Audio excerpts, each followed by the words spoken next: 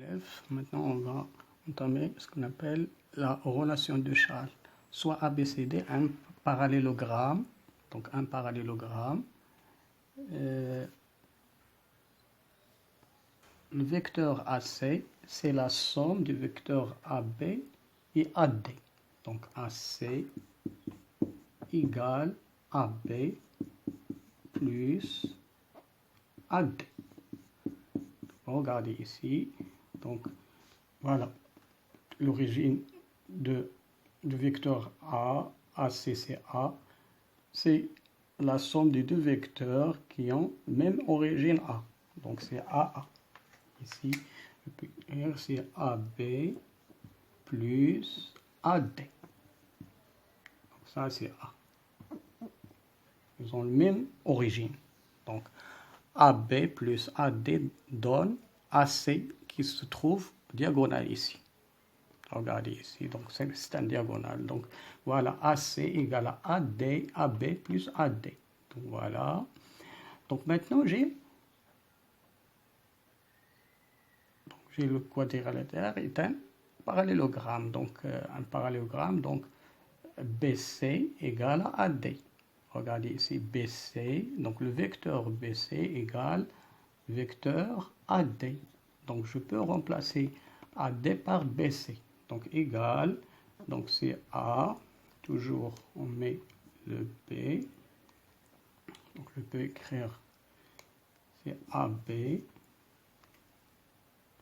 plus BC. Non, BC.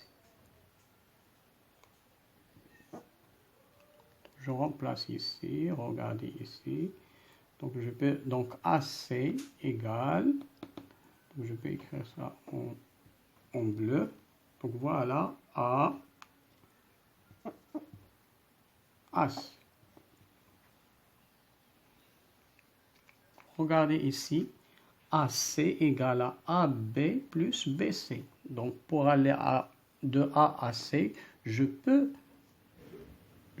aller de A vers B pour retourner vers C. Regardez ici. Donc voilà ce qu'on appelle la relation de Charles. Donc AC c'est AB plus BC. Donc AC, donc c'est AB plus BC. Regardez aussi, je peux aller de A vers D, puis je retourne vers C. Donc dans ce cas, donc je peux aller, donc voilà AC égale, c'est AD plus DC. Regardez AD, voilà AD ici, voilà c'est AD.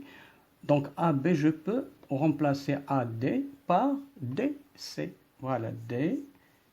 Oui, j'écris ça en bleu. Donc AC, c'est AD plus DC. Voilà ce qu'on appelle la relation de Charles. Donc je peux utiliser Charles. Donc c'est la somme de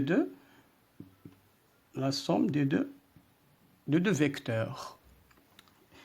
Donc premier vecteur A, c'est l'origine de vecteur A. Donc vecteur A, c'est ça, c'est l'origine du premier. Donc le premier, c'est l'origine du premier vecteur. Et D, c'est l'extrémité. Donc c'est l'extrémité ici. Puis je choisis un autre vecteur qui a le même. Donc son extrémité, son origine, c'est l'extrémité de la première. Puis je retourne vers l'extrémité de AC. Voilà, ici. Donc AC égale à AD plus DC. Donc j'explique bien. Donc regardez ici. J'ai un vecteur, par exemple, EF. Donc EF égale, c'est EH, regardez, EH, plus, je peux aller jusqu'à. Donc EH, K, puis retourner vers E. Pardon, puis retourner vers E. Donc je peux écrire EF, c'est quoi? Voilà, EF, vecteur EF. Donc EF égale. Premièrement, c'est EH plus HK plus KF plus K. Je retourne vers F. Voilà ce qu'on appelle la relation de Chasles. Voilà la relation de Chasles. Donc j'utilise ici 3 vecteurs. Donc EF c'est EH, je vais écrire en bleu, c'est EH plus HK plus KF.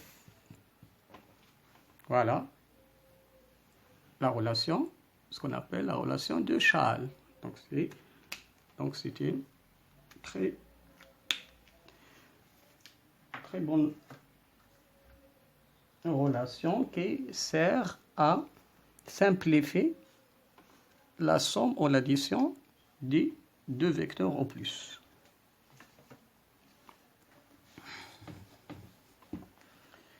Donc j'ai une autre remarque.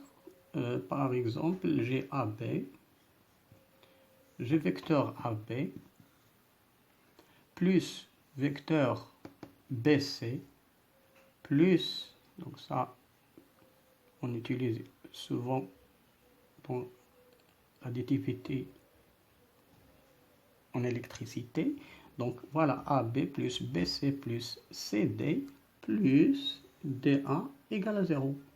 Pourquoi j'utilise ça? Regardez ici. Donc voilà vecteur AB plus BC plus CD, voilà D, CD plus DA.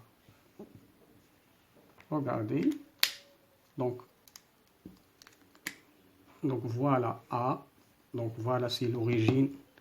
Donc c'est le point de départ. Donc c'est A, AB plus B, C plus CD